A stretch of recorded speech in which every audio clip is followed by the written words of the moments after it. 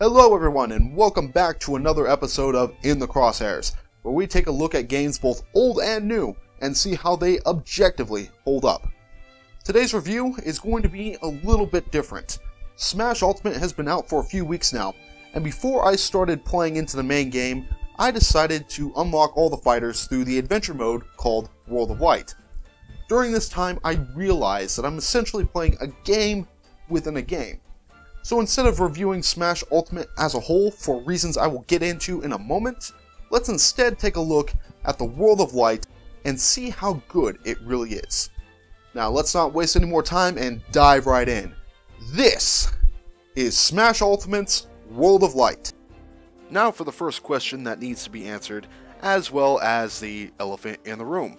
Why am I just looking at a portion of a game instead of the full game?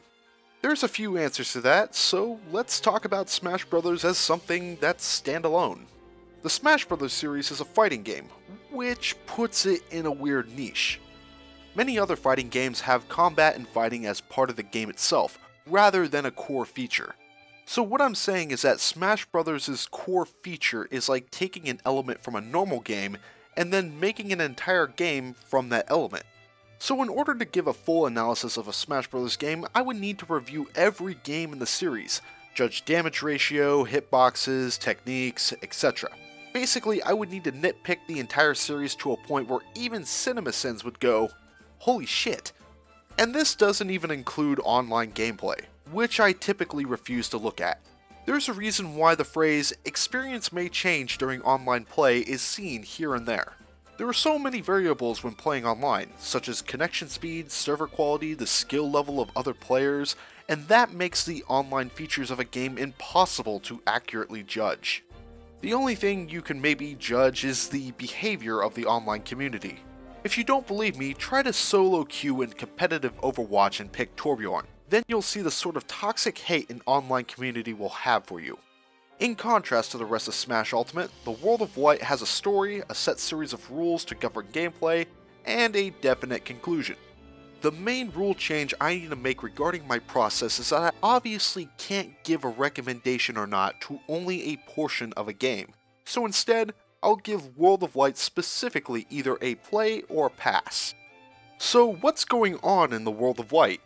Things here are pretty straightforward, as a being of light known as Galeem has taken control of Master Hand and plans to steal the entire roster of Smash Ultimate characters in order to reshape the world into its own image. There's no explanation why, or at least I wasn't able to find one, but Galeem sends out beams of light to consume every character. Some characters fight back, others try to get away, and some did absolutely jack and shit. I mean, what the hell was the Wii Fit trainer trying to do here? Suffice to say, my favorite moment from this scene was Snake. Just let the scene speak for itself. The only character to survive this onslaught was Kirby. Granted, there does feel like a healthy sprinkle of nepotism here since this is Sakurai's creation, but the Warp Star does make it so Kirby could feasibly escape such an event.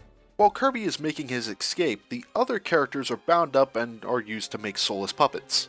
That's where Galeem forces the spirits of the NPC characters that were also sucked into this mess to take control of the puppets and fight. From here, it's Kirby's job to rescue the other fighters and the spirits, and then defeat Galeem. And that's where things take a different turn. As soon as Galeem is defeated, another entity known as Darkin comes out of freaking nowhere with his crazy hands and forces Galeem to flee so it can take over. So we then have the World of Dark to deal with too, and upon defeating Darkin, the third chapter opens up where Darkin and Galeem are in an all-out war. You can either fight against Darkin or Galeem, which causes the opposing side to win, which will result in a bad ending, or you can choose to free Master and Crazy Hands from their control, and then take them both on for the real ending. The most interesting part about World of Light, by far, is how it handles gameplay. Much like a normal round of Smash Bros., you're facing off against one or more opponents. What's different is that the rules change depending on the spirits you fight. You could be in a full-on battle one moment, then you could be facing off against two enemies in a stamina battle, and then you could be facing off against a bunch of tiny enemies while the floor is lava. Upon defeating an opponent, you free the trapped spirit where it then fights on your side. Spirits come in two key types, primary and support. The primary spirits come in 4 strength types: attack, grab, shield, and neutral. There's supposed to be a rock, paper, scissors thing going on here, but I could never really identify just how different these types are from each other. The more important thing I found with the primary spirits is the number of slots they contain, which will determine how many support spirits can be paired up with it. Generally speaking, you would want to have a primary spirit with 3 slots with a power as high as possible. You can also level up your primary spirits to increase your team's power by feeding them spirit snacks or by sending them to either the gym or putting them on an expedition after you unlock them. When equipping primary and support spirits, you can get different abilities to help aid you against other spirits as you make your way through the world of light. During your journey, you'll also come across the kidnapped Smash characters, and upon freeing them, you can switch to them at any time you like. In terms of story progression, you'll need to attack 3 subdimensions in order to take on Galeem, which each subdimension containing a boss that you have to face. Once you beat Galeem, you'll face Darken in a similar fashion, and then afterwards you'll have to play a balancing act on the final map so neither side gains the upper hand. And speaking of gaining the upper hand, as you defeat bosses and spirits, you'll gain skill orbs that can be used to gain all sorts of perks. I highly recommend getting these perks as soon as possible as they will make the harder spirits a bit easier to handle. Before I start getting into my usual ranting about the game, I should point out that this is once again my second playthrough, and unlike a fresh playthrough, I started on New Game Plus on an easy difficulty to quickly get footage for this review. It also gave me a chance to look at the differences between easy and normal mode so I can get a better idea of how good the AI is. Surprisingly, there is a pretty big difference.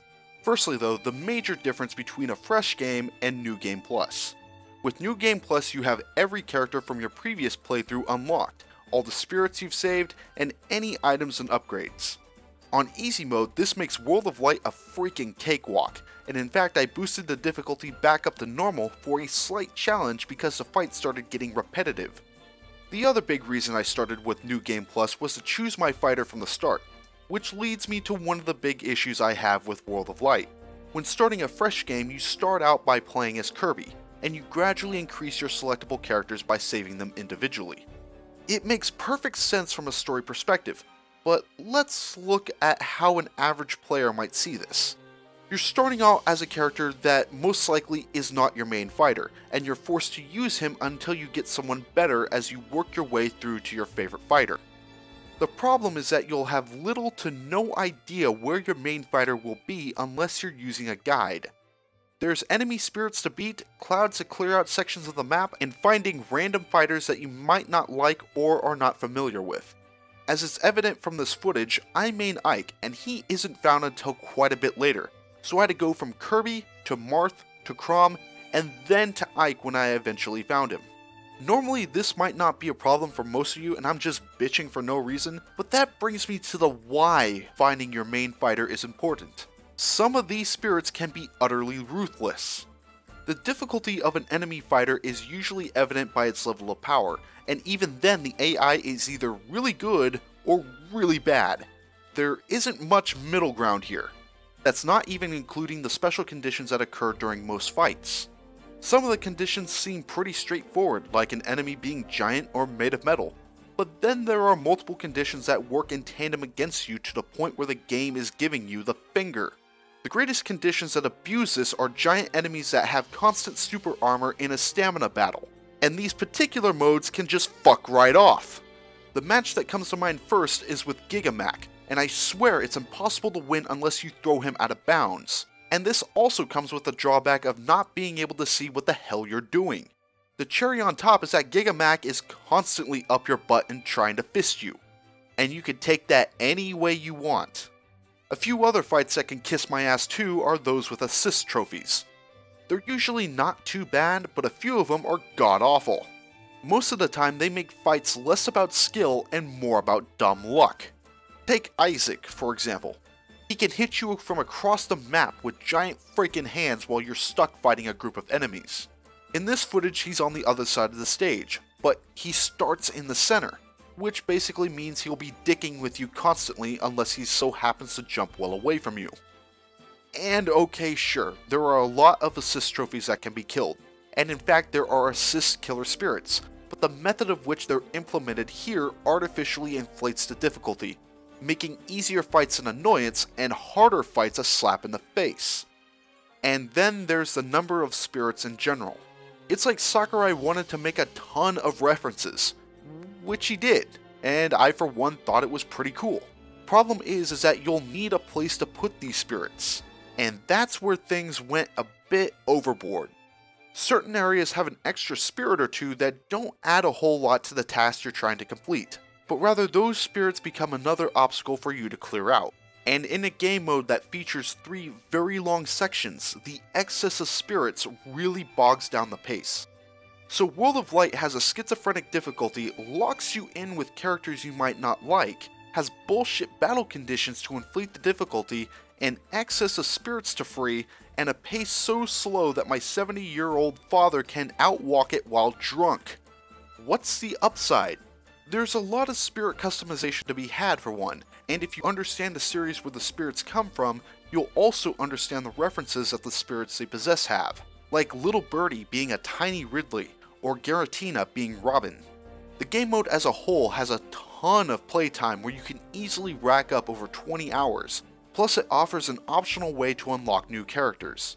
That being said though, I don't quite think the positives of the World of Light game mode outweigh the flaws in this case. The important thing to note is that if you're looking to unlock characters, there are other ways to do it. If you're looking for something away from the main game, World of Light can't hurt, especially if you're the completionist type. World of Light is a lot like Brawl's Subspace Emissary in that it's there to tell a story and essentially be filler. Nothing wrong with that, especially in an already kick-ass game like Smash Ultimate, but the difficulty scale needs to be reworked and some of the spirits need to be removed from the map. A little bit of a tough call, but I'll say pass on this one, especially if you're looking to unlock fighters. Even if you're not, I don't see many people doing more than one playthrough of this game mode unless they're reviewing it or something. And that ends today's review. Before I leave, I want to make an announcement for the next countdown that's in the works. This countdown was suggested by BAM! Now, this all sounds a little bit vague, so I decided to think on it. So the next countdown is specifically going to be 7 monsters in Monster Hunter that will make you go, nope. The monsters for this list have already been selected and I will get the scripting as soon as possible. With that said, thank you all for watching and I will see you in the next video. Take care, people.